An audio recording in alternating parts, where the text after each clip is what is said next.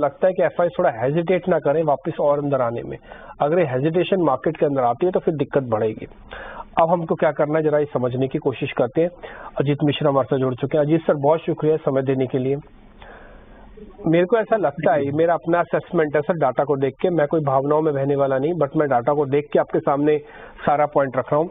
मेरे को लग रहा है कि ट्रेलिंग स्टॉप लॉस लगाना जरूरी नहीं सर, थोड़ा अति जरूरी हो गया है।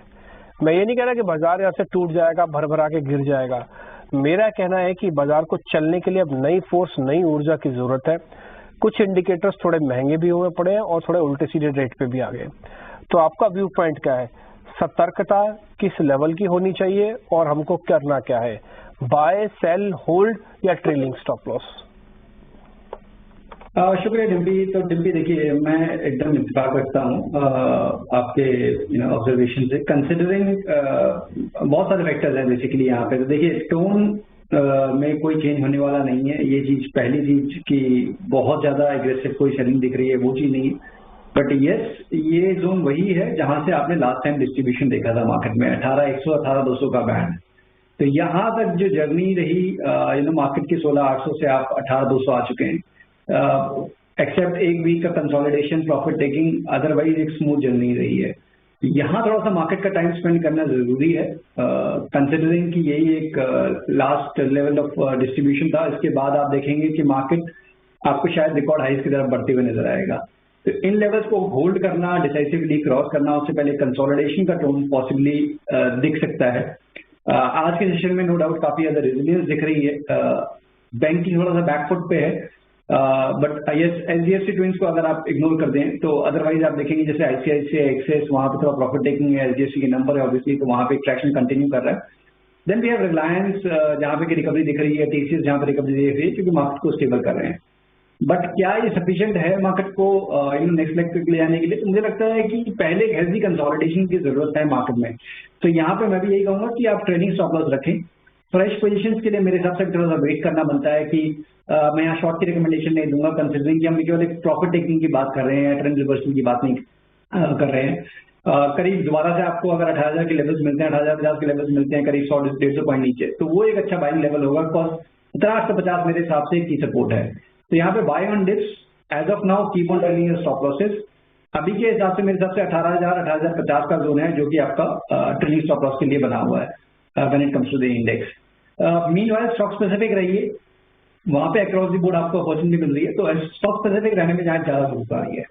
दो हिस्सों में हमने आपके सामने बात रख दी है। पहला, इंडेक्स को आप बहुत बड़े मूवमेंट के लिए तैयार नहीं है, अब आपको रेंज में चर्न कराएगा, कॉल पुट दोनों वालों के पैसे खाएगा।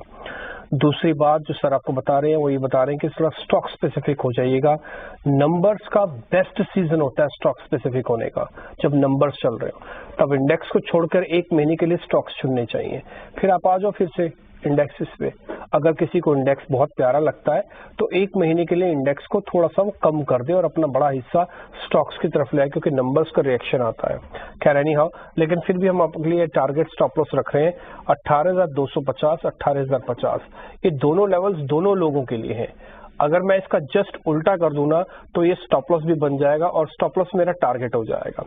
तो किसी को अगर बेचना है तो 18,250 का स्टॉप लॉस लगा के बेचो, तो टारगेट आपका 18,050 आएगा। किसी को खरीदना है तो 18,050 का स्टॉप लॉस लगाओ, तो 18,250 आएगा। दोनों को काम करना कर सकते हो, लेकिन रहोगे इसी रेंज में, 200 पॉइंट की रेंज के अंदर। इसलिए इसी 200 पॉइंट को जैसे आपको ठीक लगता है आप काम कीजिए। ऊपर से और नीचे से जब तक ब्रेक नहीं होता मार्केट, तब तक कोई बड़े लेवल्स इंडेक्सेस के अंदर नहीं आएंगे। इसलिए आप इंडेक्सेस को छोड़ना चाहें, कहीं घूम के आना चाहें, कोई काम है आपको तो भले आप कर लीजिए। जब ये ब्रेक हो जाएंगे तब मार्केट में वापस आ जाइएगा। सर बैंक निफ्टी पे आप कुछ लेवल्स बताओगे सर, कुछ इसी तरह के? 43,000, 43,500 रख दे, यही रेंज? बिल्कुल। देखिए 43,500 के ऊपर आपको नया हाई बनेगा बैंकिंग इंडेक्स में, और हम सबको पता है कि जिस तरीके की आउट परफॉर्मेंस रही है बैंकिंग इंडेक्स में, अब थोड़ा बहुत मुझे लग रहा है जिस तरह की कैंडल्स हैं, आप 3-4 दिन की कैंडल्स देखिए, कुछ खास रिसेसिव कैंडल्स नहीं है। तो ये कहीं ना कहीं अर्ली साइन ऑफ एग्जॉशन होता है, और की रेजिस्टेंस के पास 43,500 के पास ये चीजें हो रही हैं। तो पॉसिबिलिटी ये है कि एक कंसोलिडेशन यहाँ पे भी बनता है, और सिलेक्टिवली, बट यहाँ पे भी अपॉर्चुनिटीज दिख रही है। जैसे कि एचडीएफसी ट्विंस की मैं बात कर रहा था, वहां पे मुझे दिख रहा है कि अभी भी मोमेंटम कंटिन्यू रहेगा, बट साथ ही साथ आपको आईसीआईसीआई एक्सेस में प्रॉफिट टेकिंग दिख रही है। तो इंडेक्स में मुझे लगता है 43,500 कंटिन्यू रहेगा एक रेजिस्टेंस के लिए। वहीं नीचे पे 43,000 से लेकर 41,800 ये एक 42,800 ये जोन काफी इंपॉर्टेंट सपोर्ट क्रैक करेगा। तो डिप में ही यहाँ पे भी मेरी रिकमेंडेशन है कि डिप में ही बाय करें। अभी अगर आपके पास इंडेक्स में लॉन्ग है तो बेटर है कि एक बार को आप प्रॉफिट बुक कर सकते हैं या फिर एक छोटा सा स्टॉप लॉस फिल करके 43,100 पे ले आइए एग्रेसिवली, और वो करता है तो फिर आप एग्जिट कर लें। कहते हैं जो ट्रेंड होता है वही आपका फ्रेंड है। फिलहाल ट्रेंड कुछ नहीं करने का, अगर आपको थोड़ी बहुत प्रॉफिट बुकिंग करनी है तो कर लीजिए। अगर हम आपके लिए एक प्लेट भी बना के लेके आ जाते हैं, प्लेट आप वैसे ही बनाइएगा, आप उसके अंदर ना होल्ड डाल दो, बाय की जगह आप होल्ड डाल दो और टारगेट लिख दो 43,500, स्टॉप लॉस लिख दो 43,000। तो आपके लिए दो इंपॉर्टेंट लेवल्स हो गए। जिसको शॉर्ट करना वो कर लेना, कोई मना थोड़ी हमारी तरफ से।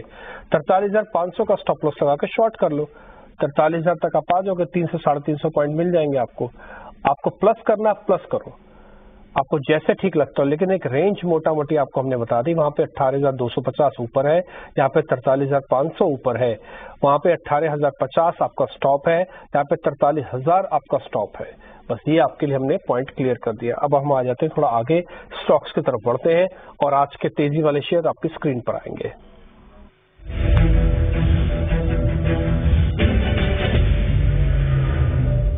दो शेयर हमने निकाले हैं आपके लिए। एक तो LIC हाउसिंग फाइनेंस है, टिपिकली थोड़े फाइनेंस और इंश्योरेंस के शेयर्स चल रहे हैं, और दूसरा बालकृष्ण इंडस्ट्रीज, थोड़ा क्रूड का इम्पैक्ट भी है, थोड़ा ऑटो के सेल्स के नंबर ठीक है इस बार, उसका इम्पैक्ट भी है, और इनकी थोड़ी कॉस्टिंग भी ठीक हो रही है रबर के प्राइजेस के अकॉर्डिंग। तो इसलिए तीन फैक्टर है, इसलिए बालकृष्ण भी आ गया आज ताजा खरीदारी की लिस्ट में। जरा चेक कर लीजिएगा, फ्यूचर्स की प्लेट हम आपके सामने लेके आ रहे हैं। बिल्कुल टिम्पी, देखिए दोनों ही स्टॉक्स ने काफी अच्छा परफॉर्मेंस दिया है। LIC इनफैक्ट इस हफ्ते करीब 6.5% की गेन ऑलरेडी कर चुका है, बट मुझे लगता है कि यहाँ पे आपको अपसाइड थोड़ा सा कैप दिखेगा, बिकॉज 375 से लेकर 380 का जोन है, वहां पे मुझे मल्टीपल रेजिस्टेंस नजर आ रहे हैं, both in price chart and as well as जो आपकी एवरेजेस हैं वो भी कोइंसाइड कर रही है। तो मेरे हिसाब से ये रिबाउंड आपके लिए एक एग्जिट अपॉर्चुनिटी है, बिकॉज काफी टाइम तक ये अंडर परफॉर्म कर रहा था ये स्टॉक। तो ये अगर आपके पास फंसा हुआ है पोजीशन तो एक बार 380 के पास आपको एग्जिट करना चाहिए instead of like looking for long trade. Balkrishna जैसे कि अभी डिम्पी ने शेयर भी किया कि क्रूड के गिरने से जो बेनिफिट मिल रहा है अक्रॉस द टायर्स पे, जिस तरीके से हमने देखा अपोलो टायर्स रिकॉर्ड है, जो बेस्ट काउंटर अपोलो टायर्स है, followed by JK tyres, Balkrishna, जहाँ पे कि आपको ट्रैक्शन कंटिन्यू है। तो बालकृष्ण में डेफिनेटली यहाँ पे आप अटेंड कर सकते हैं लॉन्ग पोजीशन 2100 के स्टॉप लॉस के साथ, और एक गैप है बेसिकली जो डेली चार्ट पे आप देख पा रहे होंगे, करीब 2250 से लेकर 2270 का जो बैंड है, वो एक गैप को फिल करने की कोशिश अटेंड कर सकता है ये। तो रिस्क टू रिवॉर्ड भी फेवरेबल है, 2100 के स्टॉप लॉस के साथ करीब 2225 से 2250 तक के टारगेट्स के लिए बालकृष्ण को आप लॉन्ग कर सकते हैं। ठीक है, तो बालकृष्ण के टारगेट स्टॉप लॉस हम आपकी स्क्रीन पर लेके आगे 2250 और 2100 का एक स्टॉप लॉस है। LIC हाउसिंग में थोड़ा देखकर काम करने की जरूरत है, इसलिए अगर आप छोड़ना चाहें तो भले छोड़ भी सकते हैं, लेकिन इन दोनों शेयर में से जो ज्यादा रिस्क रिवॉर्ड के हिसाब से ठीक है, थोड़ा सिस्टमेटिकली भी ठीक लग रहा है, थोड़ा जिसमें पोजीशनिंग ज्यादा ठीक लग रही है, वो बालकृष्ण इंडस्ट्रीज है। ये वर्सेस है LIC के जो दो शेयर का हमने चुनाव किया था। इसका मतलब ये नहीं है कि और शेयर खराब है, हमारी थोड़ी लिमिटेशन है, हम 2-3 शेयर ही पूछ सकते हैं। इससे ज्यादा पूछेंगे तो फिर पूरा दिन निकल सकता है, क्योंकि 190 से ज्यादा शेयर है वादा बाजार में। तो इसलिए दो शेयर जो छांट के लाते हैं उसमें से एक पास हो चुका है, बालकृष्ण इंडस्ट्रीज। अब शॉर्ट कवरिंग के दो शेयर ढूंढ के लेके आए। पहला है जुबिलेंट फूडवर्क्स, सर एक बार जरा इसको भी चेक करना है, कल भी चल रहा था। दूसरा BPCL, इसका भी कनेक्शन क्रूड के साथ ही है, आप इन दोनों को जरा और चेक कर लो। फूड तो डिम्पी काफी अच्छी करेक्शन ऑलरेडी देख चुका है, मतलब 2021 अक्टूबर में मैं देख रहा हूँ करीब 900 के रेट थे और आप 400 के रेट तक भी टेस्ट करके आ चुके हो। पिछला करीब 2-3 महीने का अगर आप देखेंगे तो एक राउंडिंग फॉर्मेशन आपको डेली चार्ट पे नजर आएगी, जिसका एक ब्रेकआउट हो रहा है। तो डेफिनेटली मेरे हिसाब से यहाँ पे आपको एक ट्रैक्शन कंटिन्यू होते हुए नजर आना चाहिए। स्टॉप लॉस भी छोटा रहेगा, मेरे हिसाब से 460 आपका स्टॉप लॉस रहेगा, करीब 490, 500 ये लेवल्स टेस्ट होने चाहिए। इसका मतलब ये नहीं है कि ट्रेंड रिवर्स कर रहा है, बट ये शॉर्ट टर्म रिबाउंड डेफिनेटली यहाँ पे प्ले करता हुआ दिख रहा है। BPCL on the other hand comparatively बहुत स्ट्रॉन्ग स्ट्रक्चर है, मींस OMCs ग्रेजुअली आप देख रहे हैं कि अब राइज दिखा रहे हैं, नो डाउट इनके रिट्रेसमेंट भी बहुत शार्प है। तो ये एक फैक्टर जरूर है कि थोड़ा सा ध्यान रखने की जरूरत है कि आपको थोड़े स्टॉप लॉसेस डीपर बनेंगे। तो अभी के हिसाब से 360 के राउंड पे आपका एक स्टॉप बनता है अगर BPCL में लॉन्ग जाते हैं तो, और ऊपर पे करीब 385, 388 पोजिशनल ये टारगेट बनते हैं। तो रिस्क रिवॉर्ड यहाँ पे फेवरेबल दिख रहा है, दोनों ही रिकमेंडेशन होगी कि आप पॉजिटिव साइड की पोजीशन ओपन कर सकते हैं विद गिवन स्टॉक। ओके ठीक है, तो दोनों के लेवल्स आपके स्क्रीन पर आ गए हैं। आप जुबिलेंट फूडवर्क को भी देख सकते हैं। हालांकि काफी दिनों से शेयर पिट रहा है, लेकिन धीरे धीरे जब सिस्टम में से शॉर्ट्स को निकालता है, कोई भी शेयर जब हाथ बदला करेगा ना, तो पहले शॉर्ट्स को बाहर करेगा, फिर फ्रेश लॉन्ग लाएगा। फ्रेश लॉन्ग शेयर के अंदर हमेशा ग्रोथ आती है। शेयर टूटने वाला जो होता है, उसके बाद जो रिकवरी आती है, उसको शॉर्ट कवरिंग से ही मापा जाता है। ये आपने फील किया होगा 16,800 से जब आप ऊपर आए हैं, तो आप शॉर्ट कवरिंग की बदौलत ज्यादा आए हैं बजाय खरीदारी के। आपकी ग्रोथ तो शुरू ही एक्चुअली में 17,800 के ऊपर से हुई है। टिल 16,800 से 17,800 तो शॉर्ट कवरिंग ही थी। ऐसे जुबिलेंट के अंदर पहले होगा, अगर इसको शेयर को चलना है, पहले शॉर्ट कवरिंग के बदौलत ही ऊपर आएगा, फिर ये ग्रोथ दिखाएगा, तो इसके अंदर लॉन्ग आएगा। ठीक है, तो दोनों के लेवल्स आपकी स्क्रीन पर है, आप नोटिस कर सकते हैं। कुल मिला के हमने 4 शेयर लेके आए थे, 3 शेयर्स के टारगेट स्टॉप लॉस रख दिए हम आपके सामने। इसका रिपोर्ट कार्ड हम कल आपके सामने लेके आएंगे, जिन शेयर्स का स्टॉप लॉस और टारगेट आपको मिल रहा है। इसी जगह पर हमारा तेजी का सेगमेंट खत्म होता है। अब हम शुरू करेंगे मंदी के सेगमेंट को। तो फ्रेश शॉर्ट पोजीशंस अब आपकी स्क्रीन पर आएंगे।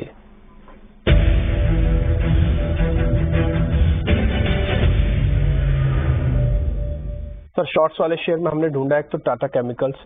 हालांकि बड़े दिल पे पत्थर रख के हम टाटा केमिकल्स को शॉर्ट दे रहे हैं, हम देना नहीं चाहते थे, क्योंकि शेयर इस जगह पर आके, जिसे कहते हैं ना, ये भी ट्राई कर रहा है कि मैं अपनी गिरावट को रोक दूं, लेकिन फिर भी डाटा उतना पॉजिटिव नहीं मिल रहा। दूसरा है महानगर गैस, MGL। इन दोनों शेयर्स को एक बार जरा चेक कर लीजिए आप। तो डिम्पी देखिए, जो आप कह रहे हैं टसल, वो टसल एक्चुअली में चल रही है। अगर आप प्राइस को देखेंगे टाटा केमिकल्स के, तो ऑलमोस्ट 920,040 इसी बैंड में आपको स्टॉक नजर आएगा ट्रेड करते हुए। ऑलमोस्ट 4-5 महीने हो गए हैं इस बैंड में। तो मेरे हिसाब से अभी तक अवॉइड कर सकते हैं। अंडर परफॉर्मेंस की अगर आप बात करें तो डेफिनेटली ये अंडर परफॉर्म करेगा। जो इंडिकेशन है चार्ट की तरफ से कि यहाँ पे कोई बहुत स्ट्रॉन्ग मूव दिखने वाला नहीं, जब तक कि आप 1040 को डिसाइसिवली ब्रेक करते हैं और 920 के नीचे गए तो डेफिनेटली यहाँ पे आपको प्रेशर और बढ़ता हुआ नजर आएगा। तो as of now it's an avoid. यहाँ पे आप कोई भी फ्रेश पोजीशन ना इनिशिएट करें। एग्जिस्टिंग कोई पोजीशन है तो आपको अपर बैंड के पास एग्जिट करने के बारे में भी सोचना चाहिए। शॉर्ट्स के लिए 920 का ब्रेक का ही वेट करें, उससे पहले इनिशिएट ना करें। अब जो दूसरा शेयर डिप्पी आपने बताया था वो था महानगर गैस। तो वहां पे डेफिनेटली मुझे लगता है कि एक प्रॉफिट टेकिंग की पोटेंशियल दिख रही है, कंसिडरिंग कि अभी तक काफी अच्छा मोमेंटम देखने को मिला था फ्रॉम 820 टू करीब 1020। शॉर्ट टर्म एवरेजेस के नीचे आज ये स्लिप हो रहा है, तो हो सकता है कि प्रॉफिट टेकिंग एक्सटेंड हो, करीब 960-950 तक के लेवल्स आपको देखने को मिले। तो यहाँ ज्यादा बड़ा स्टॉप लॉस नहीं, मेरे हिसाब से 1005 ये आपका स्टॉप रहेगा, करीब 20 रुपया नीचे ऊपर, और वहीं पे आप 950 तक के लेवल्स के लिए शॉर्ट पोजीशन यहाँ पे क्रिएट कर सकते हैं इन MGL। ओके ठीक है, तो आपने दोनों शेयर्स के बारे में बता दिया है, MGL के बारे में और साथ ही टाटा केमिकल्स। टाटा केमिकल्स को छोड़ना चाहे तो छोड़ भी सकते हैं, जैसे हमने शुरुआत में भी कहा टसल चल रही है। अच्छा, ये पता कैसे लगता है कि टसल चल रही है? आप ना प्राइस के एक्शन को देखो। दो ही चीजें बहुत इंपॉर्टेंट होती है, फर्स्ट वॉल्यूम, दूसरा प्राइस। पहली एक शरीर, एक दूसरी आत्मा, बस यही है दो चीज शरीर में, और सब गौण है। तो first volume and second is price. ये शेयर्स में अगर जैसे ऊपर नीचे, अच्छा आप जो फ्यूचर्स वाली प्लेट देख रहे हैं ना, इसमें भी आपको वैसे दिखेगा।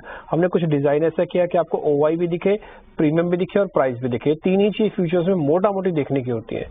देखने के ऑप्शंस भी चाहिए, ऑप्शंस की चेन भी, बट फिर भी ठीक है, चलिए इतना हम डीप नहीं जाते, तो मोटा मोटी तीन चीजें तो हम देख ही लें। ऐसे अगर आप टाटा केमिकल्स को चेक करेंगे ना, तो पिछले 5-7 दिनों के अंदर आपको टसल का भाव जरूर दिखेगा। ये एक ही जगह पर आके रुक गया है, 1020 के ऊपर जा नहीं रहा, 1960 के नीचे आ नहीं रहा। इसके बीच में अच्छी बुरी खबरें दोनों डिस्काउंट कर रहा है, और OI हाई है 28%। इसके मुकाबले में एक बार आप महानगर गैस की भी यही फ्यूचर की प्लेट दिखा सकते हैं, आप देखेंगे वहां पे OI इतना नहीं होगा। हालांकि मैंने अभी देखा नहीं, बट अगर आप चेक करेंगे तो आपको दिखेगा। जैसे देखिए आप यहाँ पे सिर्फ 1.5 से 2% है, वहां पे 28% है।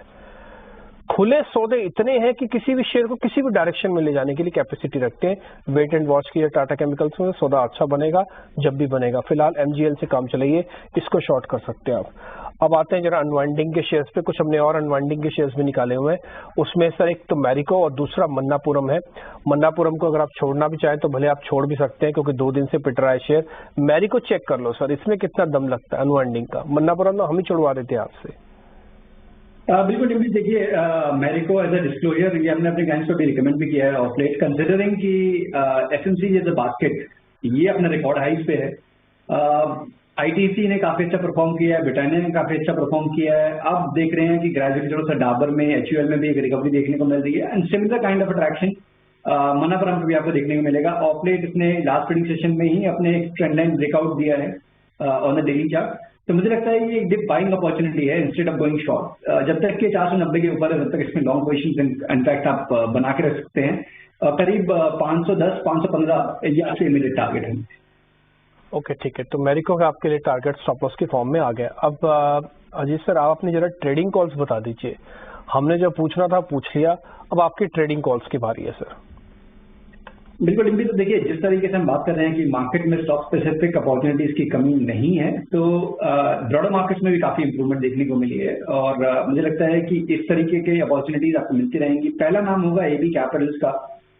काफी एक नैरो रेंज में एक स्ट्रेंथ का वाला एक पैटर्न फॉर्म करके वहां से एक ब्रेकआउट देखने को मिला है हाल फिलहाल में इसमें एबी कैपिटल में। मुझे लगता है कि नियर टर्म में करीब करीब 182 85 तक के लेवल्स आपको देखने को मिल जाएंगे, तो यहाँ पे आप लॉन्ग कर सकते हैं 167 के स्टॉप लॉस के साथ। दूसरा मुझे लगता है कि अंडर परफॉर्मिंग सेक्टर्स में से देखिए एनर्जी और आईटी में काफी अच्छी रिकवरी ऑलरेडी देखने को मिल गई है। मुझे लगता है मेटल में भी एक रिकवरी देखने को मिलनी चाहिए। तो हाल फिलहाल देख रहे हैं कि थोड़ा सा वॉलिटिलिटी जरूर है, बट टाटा स्टील में एक आपको बहुत clear inverted head and shoulder नजर आएगा डेली चार्ट पे। उसने उसके ब्रेकआउट के साथ साथ अपने एवरेजेस के ऊपर भी क्रॉस कर दिया है। तो सारे इंडिकेशन ये हैं कि एटलीस्ट नियर टर्म में आपको 115 116 तक के लेवल्स टाटा स्टील में देखने को मिल जाएंगे। तो यहाँ पे 109 के स्टॉप लॉस के साथ आप लॉन्ग पोजीशन करिए। ओके ठीक है, तो एक टाटा स्टील आप बता रहे हैं कि 115 रुपए तक का टारगेट है, 109 का। सर कोई ऑप्शन का सौदा है क्या?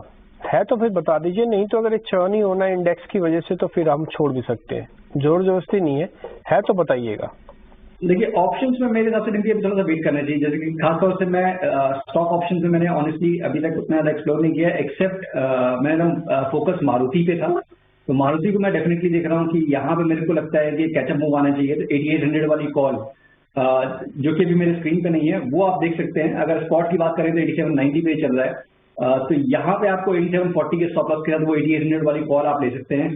मुझे लगता है कि नेक्स्ट लेग में करीब 8980 9000 तक के लेवल्स आपको देखने को मिल सकते हैं इसमें।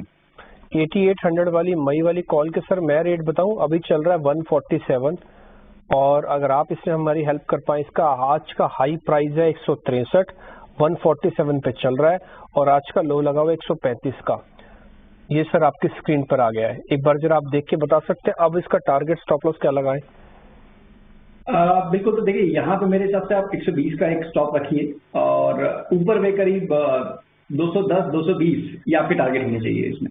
120 का स्टॉप लॉस और 210 220 आप कह रहे हैं टारगेट रख सकते हैं। ठीक है, कोई बात नहीं, यहाँ पे हमने टारगेट स्टॉप लॉस भी नोट कर लिया है। ये 8800 की कॉल है। सर चलते चलते ना एक क्वेश्चन आपसे पूछना चाहता हूँ, ये थोड़ा जैकपॉट टाइप हो भी हो सकता है। मैं खुल्लम खुल्ला ये नहीं कह रहा कि बाजार यहाँ से वीक हो सकता है वापस या प्रॉफिट बुकिंग आएगी, लेकिन मेरे को एक रिस्क रिवॉर्ड के हिसाब से एक बेहतर चीज लगती है। सर 43,500 की एक पुट है बैंक निफ्टी की, आप जरा स्क्रीन पर दिखा सकते हैं। 43,500 की 11 मई वाली चुनना, हाँ आज वाली मत चुनना, आज वाली चुनोगे तो खत्म हो जाएगा गेम। 11 मई वाली सर ये चल रही है 337 338 रुपए में। एक बार आप जरा इसका रिस्क रिवॉर्ड चेक करके बताएंगे। मैं अपना स्टॉप लॉस जो रखूंगा वो 43,500 स्पॉट का रखता हूँ। जस्टिफाइड है सर, रख सकते हैं? 337 रुपए की मिलेगी। देखिए मेरे हिसाब से यहाँ पे जिस तरीके से, क्योंकि एचडीएफसी के हम नंबर्स की बात कर रहे हैं, तो थोड़ा सा मेरे हिसाब से आपको एक बार 270 280 के लेवल पे मिलता है शॉर्ट करने के लिए, तो वो एक अच्छी अपॉर्चुनिटी होगी। या फिर अगर यहाँ पे आप करते हैं तो ऑब्वियसली आपको 310 का एक स्टॉप लॉस भी मेंटेन करना पड़ेगा। तो स्टॉप लॉस के हिसाब से अगर आप कंफर्टेबल हैं, जितना 300 के रेंज के पास शॉर्ट करेंगे इस कॉल को, उतना बेटर अपॉर्चुनिटी होगी। ओके डन सर, बहुत शुक्रिया sir, thank you very much. वो ट्रेड नहीं करते फिर हम, अब क्योंकि आपका भी कन्विक्शन उतना नहीं बैठ रहा, अभी एचडीएफसी के नंबर बीच में आके फंस रहे हैं, तो जहाँ पे थोड़ा भी डाउट हो लीव इट, वो एरिया ही छोड़ देना चाहिए। बहुत शुक्रिया sir, thank you very much, आज अपने समय दिया, अच्छा लगा आपसे बातचीत करके और आपने हमको जो सीधे सीधे सौदे बताया, इसका कल हम रिपोर्ट कार्ड लेके आएंगे दर्शकों के सामने। फिलहाल इस कार्यक्रम से भी इतना ही, नमस्कार।